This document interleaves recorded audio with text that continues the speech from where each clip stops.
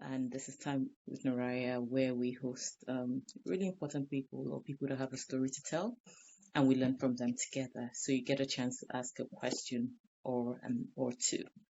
So I'm excited to be back again this weekend. I know, like I mentioned the last time, it's been quite glitchy in August and September because of some personal changes, but all good now. So if you're watching the replay, this is for those watching the replay later on. Remember to just tap on the right side of the screen to skip the intro and everything. But now we have Mutade joining, and I'm super excited to bring her in because I know there's a lot we can learn from her journey. If you saw the post we shared earlier about Mutade, like her bio, you'd see that this is someone that scaled her career like in just a very short time and made it to, a top level in the organization. We're bringing her in now and she'll tell you all about it. Get your questions ready. There's a lot to learn from her story, from her struggles to get into business school, and of course, how she climbed the ladder, in how just in a few years. And also, there's a feedback on your side, Tade. I'm not Pardon? sure what. There's a feedback on your side. Okay, let me just see. Yeah.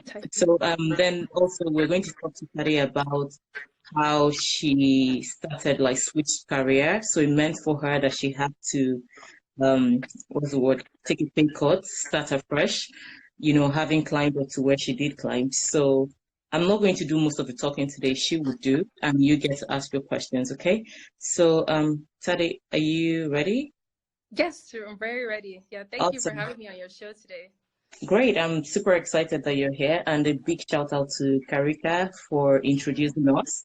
Karika from Karika Republic. She was here a few weeks ago or some months ago, and she talked about networking. And of course, just showing that power of networking, she connected both of us because she thought that Tade would be a good person to bring on the show. It looks like Tade has connectivity issues, but hi Shay, hi everyone. So thank you for tuning in and being here early. It helps us when you're here early because it's easy for us to cover a lot of things. All right. So Tade, do you want to start with the intro? Sure, definitely. Sorry, I think I just got disconnected for a second. But a little bit about myself. I've just finished my MBA at INSEAD, where I was for the last 1 year. Prior to that, I worked at Goldman Sachs for almost 8 years in their London and Dubai. So that's a little bit about my professional career. For undergrad, I studied finance, which is why I wanted to get an MBA. And now I will be joining BCG as a consultant in January. I decided to give myself a little bit of a sabbatical, couple months off to really pursue some of my other passions. And what are those passions? Can we start from there? Um, well, really, the most important one was getting time to really be in Nigeria, kind of working with small businesses that are starting up. So I'm advising a couple of them. Also, getting a chance to really work with younger women, giving them advice when they think about their own careers, helping them to kind of think about their career strategy. I'm really keen about that because I benefited so much from mentors and sponsors in my career, and I just believe it's important to pay it forward. And then, of course, just to relax, hang out with friends and family, travel a little bit, go on some trips, a little bit into fashion, which I'm interested in as well. Really just get to do all the things that when you have that 9 to 5, which really isn't a 9 to 5, it's like an 8 to 12, you just don't have time to do. Are you looking forward to starting the 8 to 5 in a couple of months? Yes, I am, I think I took a little bit too much time off, but I'm excited to be in a new team, have a new manager, really throw myself at it and learn a lot. I'm excited about consulting because it gives you an opportunity to be exposed to different industries. That's something I'm really keen on, and really thinking about businesses, how they work and how they can work better, which I think almost every one of us can benefit from. So that's something that I'm really excited about. And how did you get in? Let's take many steps back again because I know I pushed us forward, but I wanted to step back. How did you get into like investment banking? So I understand from my conversation with you, you have done like how many internships before? You had done many internships before you started working. When did you start those internships? How did you start? Like, oh, yeah, what's your story there? So I think my story is a little bit peculiar because I started my first internship literally on Wall Street when I was 18. Once I got to university, prior to uni, I hadn't really heard about investment banking, but I got to school and clearly this was what was going on. This was the trend. My school was really great in terms of matching us up with different companies, getting mentors, kind of past alumni. And so I realized that for my summer, that's where I wanted to be to get that exposure and to really start working on my career. So that's how it started. I spent a couple summers in New York and then in London as well, really working my way across the firm. So I wasn't always doing the same thing. I was placed on different teams and I kind of guided my path in that I already knew from that age that I wasn't somebody who wanted to be in front of a computer all day long. As much as I love Excel, I love talking to people even more, which is why I went towards the sales side. And so I thought, what job in a bank would give me exposure to just as much time with people as with investments and the markets and being at your desk. And so that's how I landed on investment management, working with clients, but still also building that technical expertise. Mm-hmm. Yeah, and then from there you got the full-time job with Goldman Yes, Sachs. exactly. And I know one of the Yep. things that we turned you a corporate writer, and for a reason, right? And that's because you started like really low and you got to like a top level within a particular set of years that don't seem very realistic. So how did you get there? How did you start from, like a new person, a new employee, fresh out of uni? Well, we could say you had a bit of experience from the internship because you interned like 3 times. Um, then, Yes. get into the VP. Well, yeah. I would say even from when I was interning, I really leveraged that position because by the time I reached my last year at university, I was Miss Goldman on campus.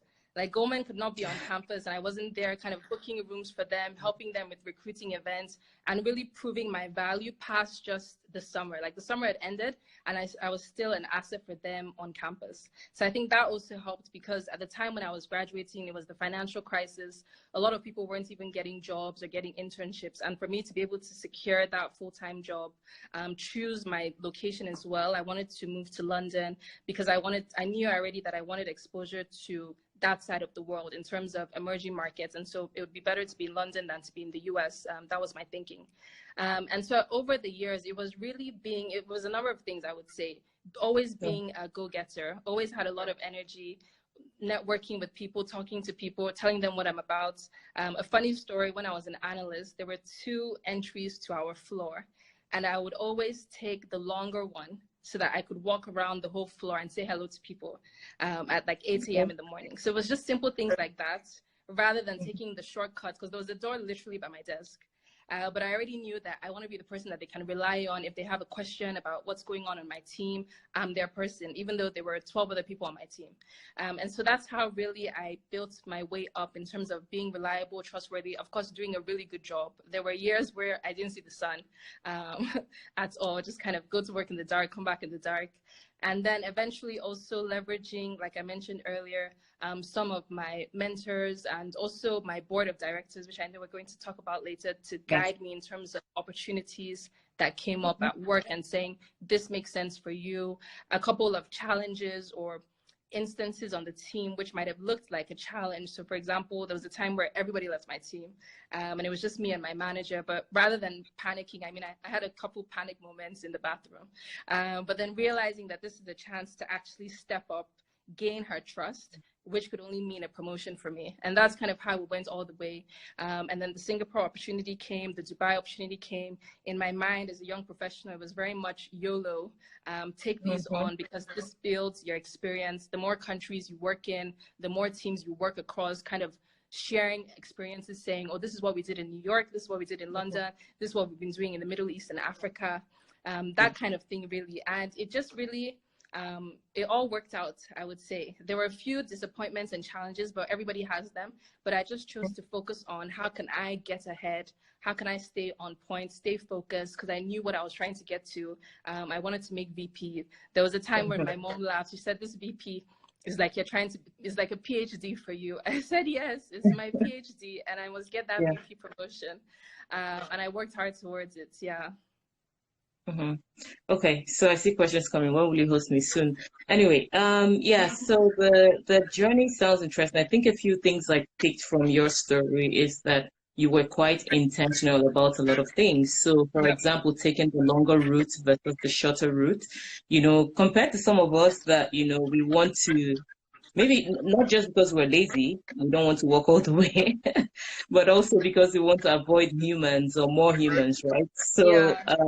but it was good. It's good to hear that you were able to do something as small, as tiny as that, but being very intentional about that, right? Yep. And then you also had like other things coming up, for example, you knew you wanted to make VP, so it's good to be very intentional about what you want and declaring it. So the fact that your mom knew what you wanted to do and repeated it back to you, that means I was telling a friend yesterday, she's talking about changing her career like in 1 year.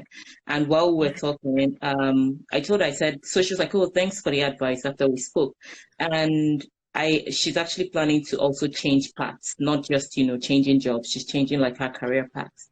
So after, I talked to her and also she's like, thank you. I'm like, no, just know what you did. When you tell people about your next move, you kind of commit yourself into that move, right? Because people are going to hold you responsible. So in your case, it was you telling your mom Definitely. that you wanted to make VP, and for her to be singing it, then you knew that that was a target, right? That you had to get to. Yes. So you talked And about it not even just your my mom. mom, even Oh, my, go ahead. sorry, go ahead. No, no, No, I go was on. going to say that I even told my manager because it was important that they know that this is what we're trying to achieve. And so that she would give me Mm-hmm. the responsibility and the exposure of we need to make sure Tade makes VP by this time. And I think that's something that's really important that people assume that their managers know that this Yeah. promotion, this trajectory is on their minds. But I had to sit down Mm-hmm. and then she said, okay, that's great. Now tell my boss because he also needs to know, which I was a bit to reach out to the MD and say, Yeah. here I am. I want to make MD by this time. Am I on track? Is this 18 months? Is that the path for me? But it was important also for him to know. And he kind of laughed and said, oh, I didn't know you wanted to make VP. I was like, then what am I doing? Why would I be here? Yeah. But I also thought that that's also important. So yeah, definitely all those people would support me, hold me accountable, and provide opportunities for me as Mm-hmm. well. Mm-hmm. And how old were you when you made VP? I was 27. Okay. Yeah. Yeah. Yeah. So the thing you said about telling people, not just so now not just telling to be accountable, but telling for your managers to be very conscious about it and help you chart your career course within the company. I heard a friend say once as well that he didn't get a promotion one time because his manager said he never mentioned it to him. And I'm like, do you Exactly. need to tell him that you want to get a promo? But the funny thing, I find out that when you tell people, it kind of stays in their mind. It's like me asking you, hey, can you help me with something? When I keep the something really vague, it's not directional. So like it's not easy for the person to think of how to help you. But when you have things like let's say, can you help me by giving me, let's say for example, 50,000 naira, to build this, or can you help me by buying A, B, C, D specifically? Then the person can think in that direction. So I think it's also good to be very specific about your ask. Cool. Definitely. Yeah. So you talked about mentorship, sponsorship. These are big words. These are things we hear every time. I want to mentor, I want to sponsor. Then you talked about board of directors. I remember when I had a conversation with you the first time and you said, oh yeah, so your board of directors. I'm like, wait, do you mean for your company? We had Yeah. that conversation. So let's talk about, the fact that you had people in your life supporting you through this and they helped you, you know, grow in your career. So let's talk about mentorship, sponsorship, and board of directors. Okay, yep. And that was something that I definitely didn't come up with it. I think somebody mentioned it to me when I had newly started out my career and they said, build your board of directors. And similar, like you would have in a company, just more than the one or two people that most people have. They have a mentor here, two mentors, but really think Mhm. about a group of people who are invested in your best interest. And so I had the usual mentors that HR had kind of paired me up with when I joined the firm. There were people along the way who I admired, usually other senior women who I thought this is somebody that I want to be like. I love the way she spoke at that conference. And then I would reach out to them and say, mention all the things, reasons why I like them, get them to talk about themselves, and then ask, could we do this more frequently? So that was really key. And then even sponsors. One of my biggest sponsors at my first job was somebody that went to the same university as me, but she was 10 years older than me. And so immediately I got to the bank, I'd heard of her, I reached out to her. And then because of the alumni bonds, even though we didn't know each other at all, it just all of a sudden brought us closer. And she was the one who recommended me for the Dubai job literally 5 years later. So it's people like that as well who are in your corner. Whenever I was working on anything, I posted her and the other people on my board to make sure that they knew and they were thinking about me. And then in addition to senior people at my team and in my department, I would also think about senior people at teams or divisions or other companies that I would want to be in potentially, because they would always give you the outside opinion. It's always different when you talk to somebody in your own department, right? Them included. And then also my peers. Many times people think these people have to be more senior to you, but you'd be surprised that people that are at your level and sometimes even more junior to you. So the analyst who he joined straight out of university, maybe 4 years younger than me, just wise beyond his years. And I would always go to him and ask him, what do you think about this? What are the other analysts talking about? It's a good perspective. And even now he's left the bank and he's in a super senior tech company. So he's definitely somebody that's in my corner. And then lastly, I would also say people who are on my board that I don't know personally. And so these would be individuals who are, people the likes of Ibukwa Washika, who you see them, I've kind of looked at their backgrounds and I've thought, this woman or this man, they've done amazing things. How did they get there? Whenever they have an event, I go to their events, I look at their speeches, and I'm just inspired by them. And I want to model my career path after them.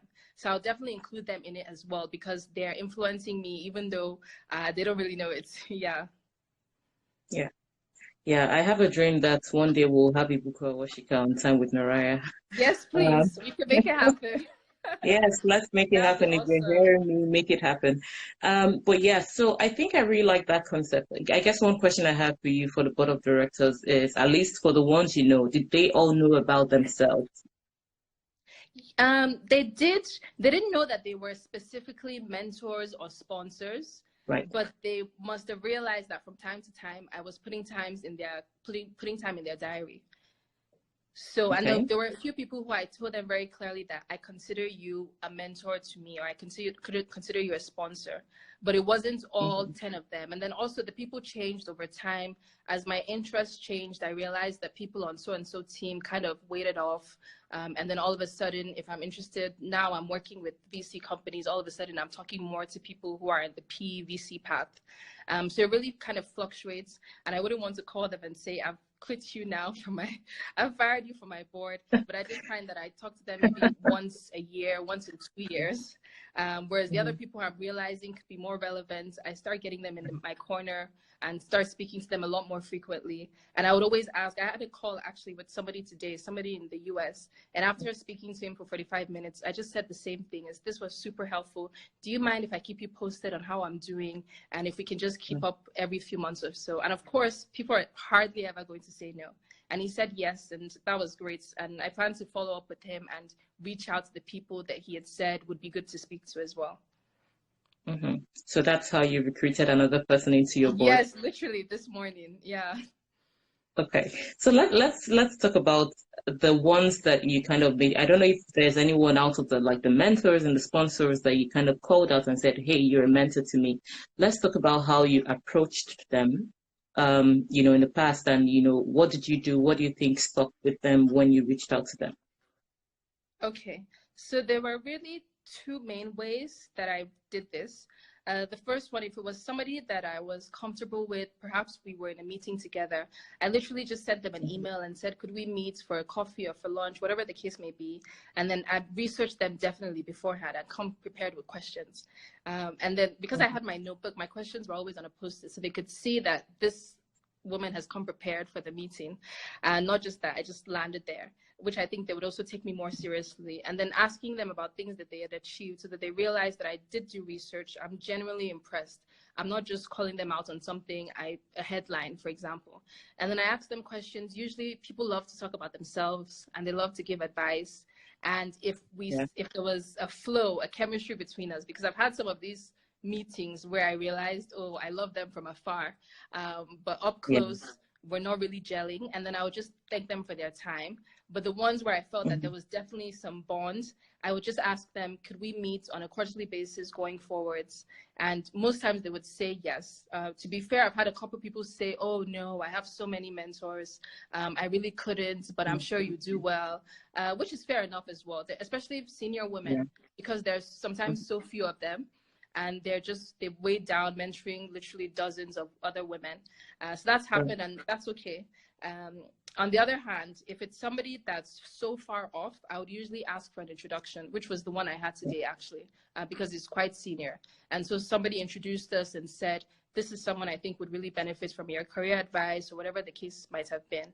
And so from that introduction, I could then have the meeting, because there's some people where either they're completely different industry or company, or just way too senior, where it would have been awkward. They would have probably deleted my email instantly, and I definitely needed the introduction. And so those guys, those men or women, I think once you have the introduction, then they actually do have to show up, because they know that the mutual party has actually made it happen, as opposed to the ones I emailed directly, which they may or may not respond, or they might take a while to get back to me. So those would really be the two primary ways that I kind of establish those relationships. And then just kind of adding to that, I would always take notes of whatever it is that we discussed, whatever homework or assignments they gave me. And the next time I sat down with them, maybe 6 months later, I would say, at the last time that we spoke, you mentioned XYZ. I've done these things. This is what came out of it. So that they can also realize that I'm taking this seriously. I'm not just catching up randomly to talk about what I did last week, but more so what I've been doing over the last 3-6 months. So I think that also helps to strengthen the bond, and get them to realize that we're in this together. Right. So I think just to recap a few things you said, and I see Titi did an amazing summary here as well. So she said, research beforehand, come prepared, ask if you can be posted. And I think one of the things, Titi, we're asking for practicality. I think, Tade has touched all of them. But one of the things I know that you said that is worth calling out is the fact that people like to talk about themselves. This is one secret to meeting people and to forming a bond with people, in my opinion, right? So you're not doing it because you're trying to be fake or because you're just, trying, but when you ask people genuinely, what are you up to, or what keeps you up at night? I know it's a very cliche question. You get people talking. And this I actually learned from, I hardly read books, but I actually learned this one from how to win friends and influence people. It was actually one of the things that he was talking about. I think it was Dale. If I'm wrong, please correct me. But yeah, it was one of the things I saw there as well. It's really one of the core things about human relationship, because people tend to ask, but they also forget the part where you ask for something versus asking about you. Right. And if I had to add to that, I don't know if you all have seen Meghan Markle's video going around when the reporter just stopped and asked her, like, how are you doing really? Right. People don't ask people those questions. When people ask you, sometimes they ask you because they just want to do and get to the topic. And I've actually had something like that happen recently, where someone reached out to me like, hey, what's up? The person didn't even wait for me to answer. The person started telling me their problem that they wanted me to fix. And I'm like, of course I knew this is what you came for. For me, that didn't feel genuine. But imagine if, we had taken that relationship further in a different way. I'm sure I'll be more than able to help, of course. So, but anyway, so I think it's just good to build that people muscle, how to network muscle. Like, these are things you have to keep trying over and over again. And like you said, there's some people you reached out to and they said, no, don't keep me in contact. And that's okay. Exactly. Think about it as one way to kind of eliminate, the people in your board. Your board doesn't have to be that big, right? So think of it as an elimination. Cool. So let's take it off a bit to when you had to leave, right? You were VP in GS in Goldman Sachs, and you had this amazing idea that you wanted to quit, even though you had gotten there. What was going on in your head? What happened? Yeah, exactly. And it was literally the day I resigned. I wanted to take it back. I was freaking out. I was like, oh no, please, can I have my job back? But it was because I had my MBA on my mind. I'd always wanted to do my Mhm. MBA since before I went to university, because my two big sisters, they have their MBAs as well. It was just something, I guess, that was in our family. I don't know. And I just realized that the window for an MBA was closing, because you have to do it within, I mean, you don't have to do it, but ideally 4 to 9 years of experience, something like that. And so even though I was doing really well at the firm, I'd gotten promoted, I was given a whole region. By that time, I was looking after the UAE. I had a lot going on and I was excited. I felt like I was finally getting paid well enough. I could go shopping, do what I wanted to do. But then I realized that I need to do this MBA. MBA takes a while. You can't just get in immediately. I need to do the GMAT. I need to do all the essays. So that was a process which was just a whole journey on itself. Literally from GMAT, doing it four times in a 1 year period, spending so much money on it, then all my essays that I had to do. And also I knew that I wanted to go to INSEAD because I had been to undergrad in the US. I knew that for my MBA, I wanted to be somewhere different. And so that's why INSEAD was key. And they had 9 essays. Compared to some of the American schools that had just 2 essays. Yeah. But yes, I just started getting to work on it. I remember even on one of my birthdays, we had a brunch party. And then by 4, I was like, okay, see you guys. I need to go study. And everybody was laughing. Are you serious? I was like, I am dead serious because I need to do, my Yeah. GMAT is coming up. I need to study. I need to get this done. And I didn't tell a lot of people at work about it, to be honest. My old manager knew, some of the people closest to me. So my board knew. And so those were some of the people who had reminded me that, okay, Tade, it's been 5 years, 6 years. When are you going to do this MBA? But my actual line manager, they didn't, because I didn't want to be in a situation where then they could fire me because they knew that I was planning to leave already. And the day I actually told my manager, it was quite emotional. He had no idea, literally, that it was coming. But then the good thing, which not everybody has the opportunity to do this, was that I already found another woman who wanted my job. So behind the scenes, I had started having catch-ups with her, letting her know what's going on. And I had already told her to meet with these people, meet with my manager, just casually. So that by the time I resigned, a week later, my manager asked, is there anybody you think that could do this job? And I said, yes, Sahar can do this job. So that kind of helped with the handover, and also to make sure that there are no burnt bridges, because I still keep in touch with them today. This was more than 2 years ago. I keep in touch with my old team. So I didn't want it to be a situation where I just stood up and left, leaving them in the lurch where they had nothing. So that was a smooth transition, but it was very difficult, I have to say. And even now when I think about it, I miss my salary. I miss working and then going to school, because it's not only are you spending all this money on your tuition, but the opportunity cost of not working as well. So financially, it's quite a sacrifice. And then even from the exposure I'm getting, if I think about promotions I might have missed, so to speak, or experiences I might have missed because I was back in school. But at the same time, I wouldn't not make that decision, because it was a fantastic year, walked away with really great friends, and I've gotten a job, which is what I wanted to do. So I'm glad that I left business school with what I wanted. So that all worked out, but definitely very, very difficult. Yeah. Yeah, I think I just want to commend you firstly for being very, again, intentional about your move. You didn't leave the company hanging or your manager hanging, knowing that he could have been a bit distraught. Like you said, it came like a shock to him when you told him, but you already had prepared somebody. Sometimes, again, sometimes it's not about, just going to work and, doing the 9 to 5 and leaving. It's about also helping the company. And I find out that many people that get, promoted and all, and, like taken to new levels of work are people that actually contribute, to the success of the country or company beyond Exactly. like everyday work. Right. So, for example, this is a team, this is how we can restructure, this is how we can optimize our processes. So I think it was a good thing that you made that move as well, not just showing up for your 9 to 5 and, crunching the numbers and going to the next level. Yep. Cool. Yeah, exactly. Yeah. But I think one more thing as well that could have come to your reality is that for you to quit this job, when you're stepping out of business school, you're definitely going to get a pay cut. Did that come across your mind when you were leaving? Yes, I thought about it even as I was stepping into business school, because I knew that consulting, this was this would be my position, this would be the idea of my salary. And I tried to fight against it. tried to say maybe if I just did something else. But then when it came down to it, I knew what my longer path or my mid-year goals were going to be, my 5-year goals, for example. Mm-hmm. And consulting was key to getting there, or is key to getting there. So I just had to, bite the bullets, accept that this is what's going to be. And even as I think about the next few years of my career, it's about building expertise and learning. It's not about amassing wealth, so to speak. And so by having a goal, that's my motivation.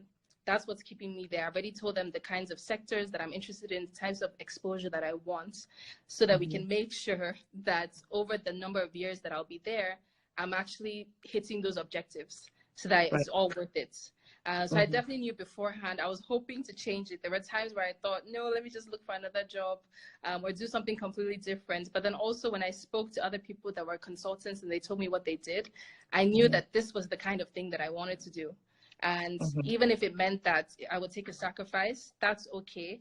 At least it's one of the best firms to work for, so I'm excited about that.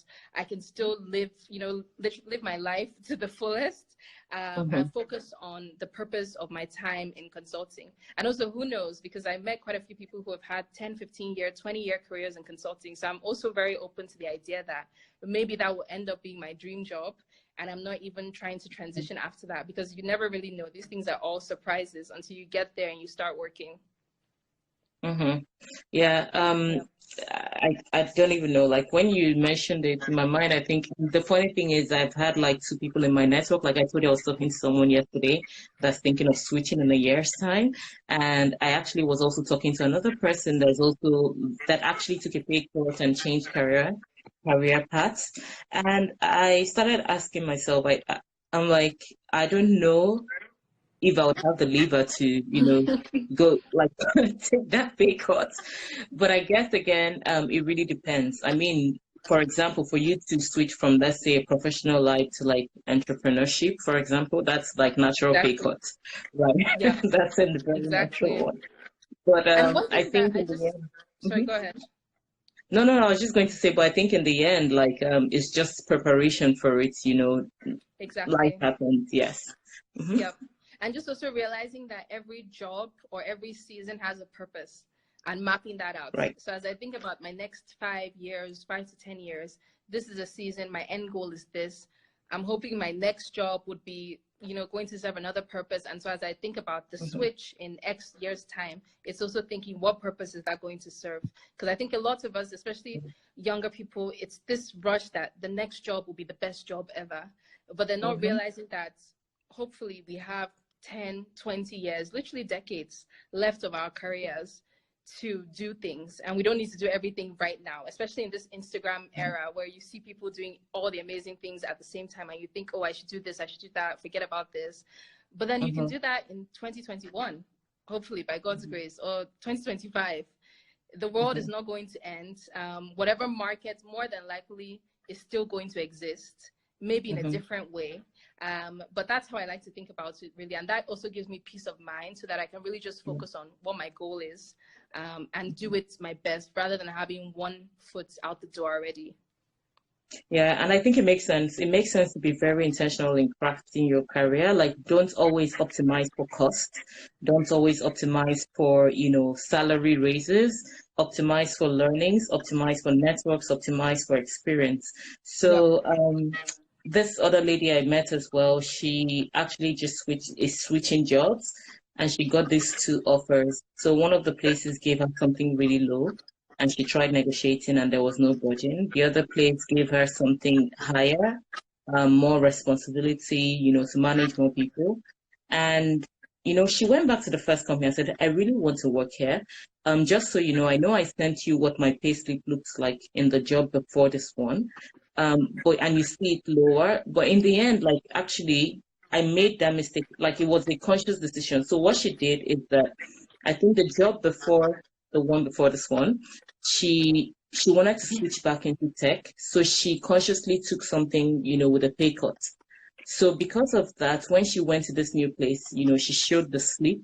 And then because they saw like the amount she was earning in the previous place, they assumed, that means she's in this level. Yeah. But to her, she's like, no, that was a very intentional move. but in the end, she ended up with the other one. So I guess, like you said, everything is in seasons. Everyone needs to understand like each part of your life, or each or like a season is for a purpose, right? So Yep. if you're going to work in BCG, for example, like there's a reason, there's something you want to get out of it. If you're going to another one, there's a reason as well. So Yep. let's talk about your GMAT. I want to just stay on the failures of your GMAT, right? And thank you for being very vulnerable to share that you went through that, writing four in a year. Some of us are very lucky that when you write exams, in the next Yeah. second you're in. And some of us were, I wouldn't call it lucky, but sometimes life has its delays. So in those 4 years, what could you have done better? What did you do better through to get you to that stage where you got through your GMAT? Yes, so I would say that what could I have done better? Honestly, if I had focused right from the very beginning, I think I underestimated how much work I needed to put into it. I'm one of those people where for exams, I actually need to do a lot of work. I've always been one of those people since school. I'm not one of the lucky ones that can just sit an exam and it gets done. Um, I probably did 3 different GMAT courses. The first one I did it was over the weekends. I was quite relaxed about it. So I thought, oh, this will be fine. Just go through the process, 10 weeks to your GMAT. I did exactly that, and I was shocked and disappointed with my score. And then it was just before the Christmas break, and then I thought, okay, I need to take this seriously. And I thought to myself, this is how I think. I was like, okay, GMAT comes from America. I need these American teachers to teach me how to pass this exam. And so I signed up for what was supposed to be the best Manhattan GMAT at the time. And because of the time zone difference, I was literally doing these online classes from 5 a.m. to 8 a.m. But I was like, this was the sacrifice that was needed. So I would wake up at 4:30, get ready for work, sit down at my computer, because then it would be, it's like a live class. So you need to be there. We did the different problems. It was the math that was really just killing me. And then by 8 o'clock, the class would be done, go do my makeup and go to work. And that's what I did for, I think it was 8 weeks. But I just knew that yeah, it was for 8 weeks. It was twice a week. It was crazy. I thought I was insane. But I needed to just focus on it. And then that's when I finally started to see the progress. Because I just thought I need to create time. By the time you eliminate all the extra things, Netflix, etc., you have time. And this was my thought process. And that worked out. It worked out. And then I was just shy of the score that I needed. And so then I thought to myself again, okay, this is insane. I need to get this score. And then I got a personal tutor to just help me with those specific topics, because I thought to myself, even though it was expensive, next year, that same amount of money, I could spend it on a shopping trip. What's going to make the difference? I'd rather invest that now into making sure that I did everything in my capacity to pass that exam in flying colors than, oh, I didn't want to spend a little bit more money because I thought, oh, I'd already done it so many times. So yeah, I literally just did everything I knew how to, reach out to different people. And then finally, when I did it the last time, it was literally, I was out of options. It was the day before my friend's wedding. So it was like all of the Ashrabi stress and wedding stress. I was like, I need to do this exam, and it just all worked out. And I saw my score and I was just like, thank God. But yeah, and here I am today. So definitely, I think it was one of those things again where resilience was so key. And I knew what I wanted, and there was no way, why would I give up halfway or like leave it to chance and submit a score I already knew would not really cut it? Yeah, that's how it went. Yeah.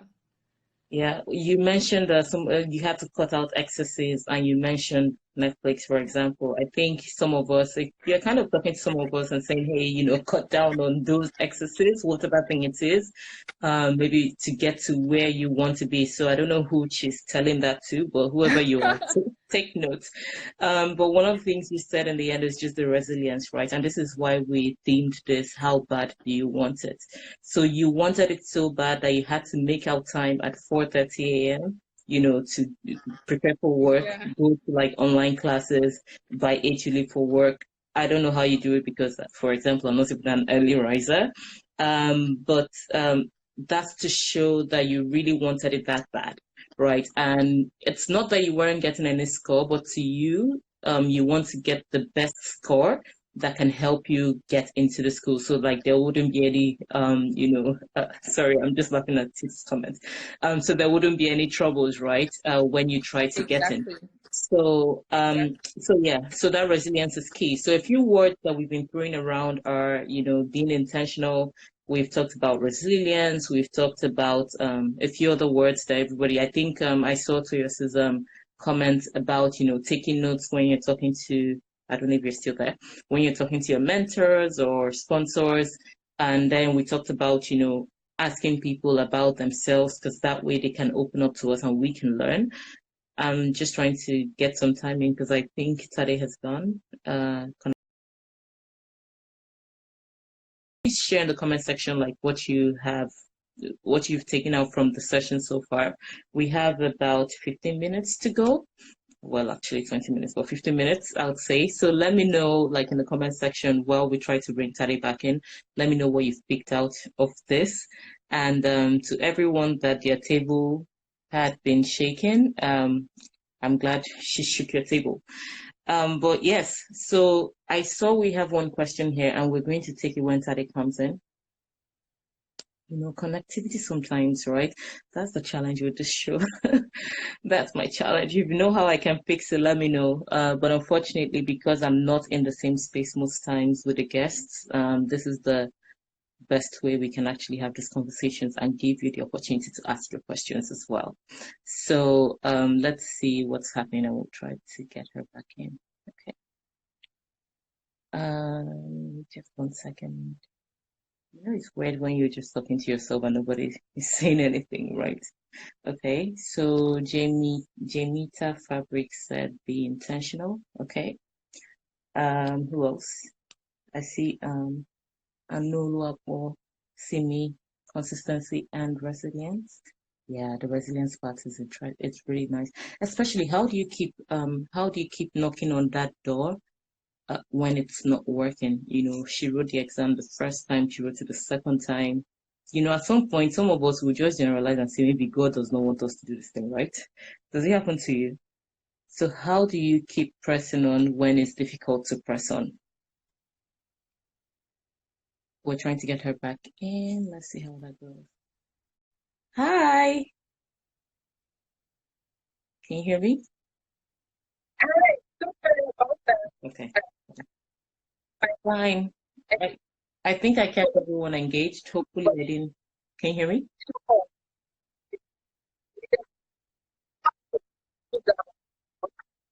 Oh yeah, you use an iDevice. I don't know why they heat up. Yeah, so let's proceed. So what we were doing while you were away was just to talk about the things that we have noted from the whole conversation so far. So I'm just going to read out some of them. So we have consistency and resilience. We have be intentional. We have I've learned it's important to remain focused on what's important to you. Another, I got intentional about reaching out with the mentors, but got discouraged by your feedback. Guess I have to be more intentional. Then another one, fighting inertia can be an issue. Yeah, because I was talking about, so I was trying to say, writing an exam 4 times, by the time you've written the first and second, you start giving yourself like this kind of pep talks in your head, like, maybe God doesn't actually want me to do this, right? Maybe I'm actually going to I've actually had cases where I wrote exams many times as well. And for me, it was like, I can't be bothered, right? And like the next one, I'm like, yeah, I'm just going to write it anyway. So, but we can talk about that in a bit. But let's take this first question here, which is from ADE. What would your advice for someone starting out their career in, what would your advice be for someone starting out their career in the corporate world? I think just like you said, in terms of very much being intentional. Mhm. Is there a clear? Okay. And just Yeah. thinking about what your goals are, what you're trying to achieve. So I would say whatever your job might be, it's your first job or you're just starting out at this firm and thinking about, okay, who are the key decision makers here? Who is going to review my feedback, review my work and give me feedback and start working on them and then slowly working out and thinking about people in other teams, other departments. networking is so key, and making sure that people have the right perception. I would say that that's definitely key. And then also another thing I would say is to keep a work journal. And that's something I started doing, and I still have it up till now. It's literally 9 years old. Where whenever I would sit down with people, I'd make a note of what they've said. I refer back to it, and that helps me to know that okay, these are my strengths, these are my weaknesses. I need to work on this. I do really well in this. Should I give myself more exposure to that? Because we can't remember everything. In all the discussions that we have, we forget what we've done in the first quarter of this year, and that really helped me because it guided me to think, okay, this is what I'm doing great at. Maybe I need to speak to my manager about this or that. But it can all be summed up by being intentional, working hard, just documenting what you're doing so that you're on top of it. Mm-hmm. Okay, cool. Let's take this other one, and I hope he answers your question. So we have, just the commenting on the fighting inertia, which can be an issue. So, for example, when, you were going through the exams the first time, the second time, what made you keep going on? You could have just stopped, right? And continued with something else. Why did you keep going on? But I couldn't. Because I knew what I was trying to do. INSEAD was the school I wanted to get to. And people could have said, oh, why don't you consider this school or that school? It might be easier to get into. That's not what I was trying to do.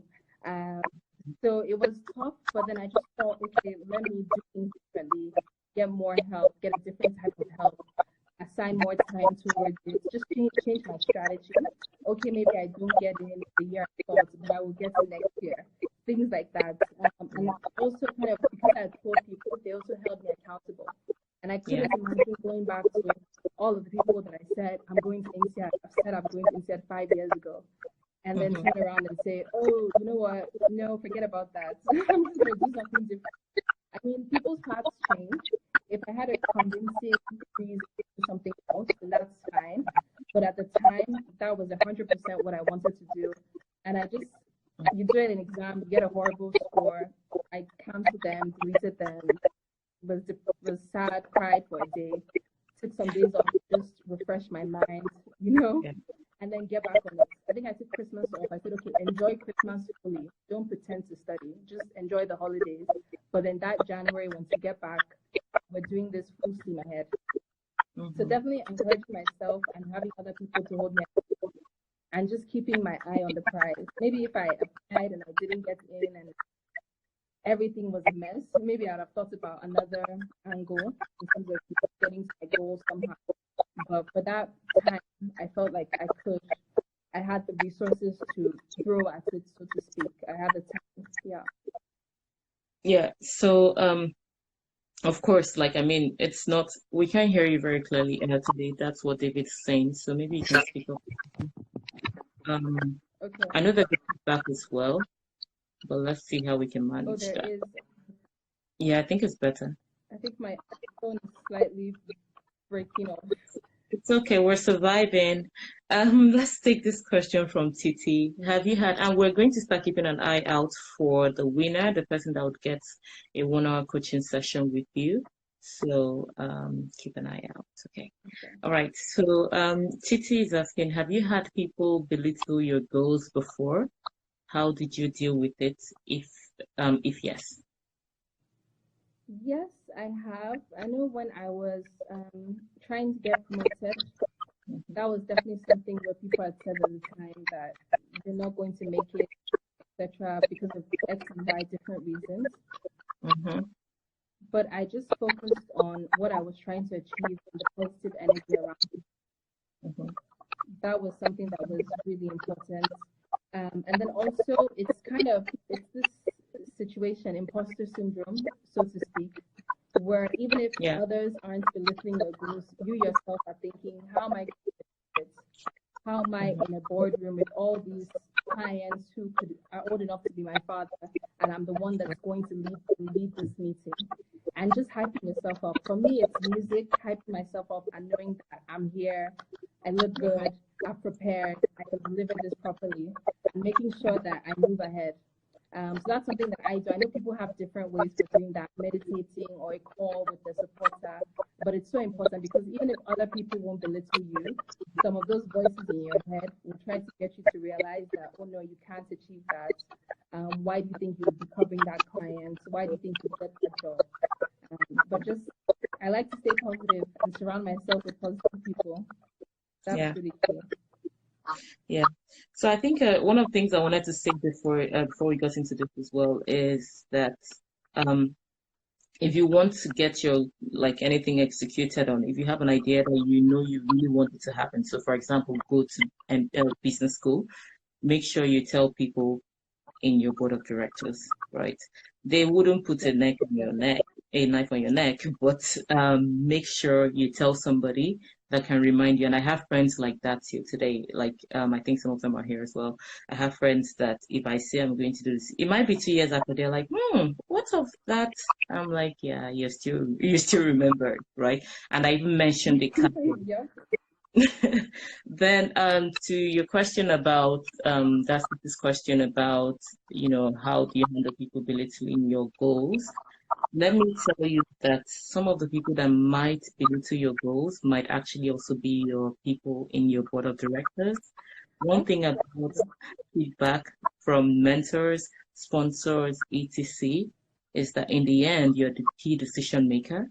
So you also need Yep. to be very discerning of what is being told to you. First of all, like when you get mentorship, sometimes you're not making that person your mentor because you want their 360 life. You're going because let's say this person is a good investor or something. So I want to learn investment from this person. This person is very good at public speaking. That's what I want to learn. So make sure you are aware of what you want to take out. And even the person being like a good investor, in the end, you still have the final decision. So remember that whenever they give feedback, of course, most of the things might be correct, but in the end, you kind of understand your journey. So feel free to check and validate. And I don't know if you want to add something to that, Tade. No, I would say definitely that's so true. And even sometimes those people help you to rethink why it is you're doing certain things. And they might help you to pivot a little bit. So even the same call I had this morning, the guy asked me, why do you want to do that? Why do you want to do this? And I had to remind myself of decisions I had made literally years ago Mm-hmm. and why that was still important. And to be perfectly honest, there were some areas where I kind of circled and said, I may need to think about that a little bit more. Mm-hmm. Or maybe Yeah. I need to do a little bit more research or a little bit more homework. So I think it's important recognizing that at the end of the day, it's on me. And so I can defend him and say, no, this is important. This is what I want to do. Just like how I was focused on GMAT and INSEAD, even though people said you've wasted so much money and time on this. But then there'll be times also where, because they have your best interest, your success Yeah. in their minds, it's actually worth looking into it as well and just kind of saying, let me check myself. And then if you choose to go ahead, you have even more confidence in your decision because you know that you've dealt with the devil's advocates and the critics that are out there. Mm-hmm.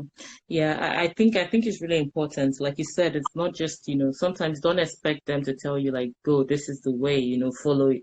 They are not God, right? So you need to understand sometimes the reason they are members and they are like in your board is to provide direction to you or to help you think, help you. And this is what like a typical manager would help. Like, of course, if it's a manager that's not micromanaging, in the end, sometimes it's to help you think, okay, to get to a solution. It doesn't have to be one particular way to get there, but just being able to think with them, being very open is also really important.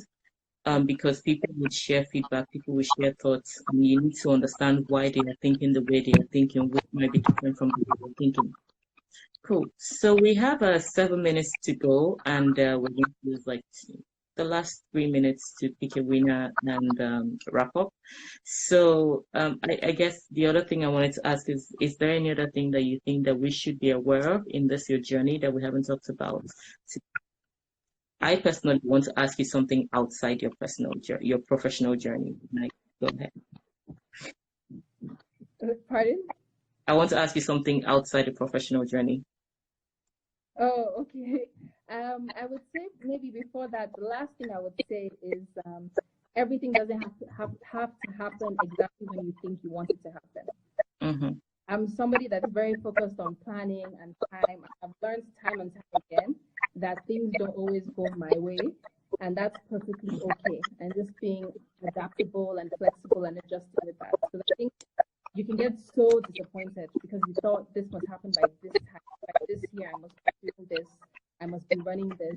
And it's important to just be patient and compassionate with yourself as well before you get kind of all worked up about it. Yeah.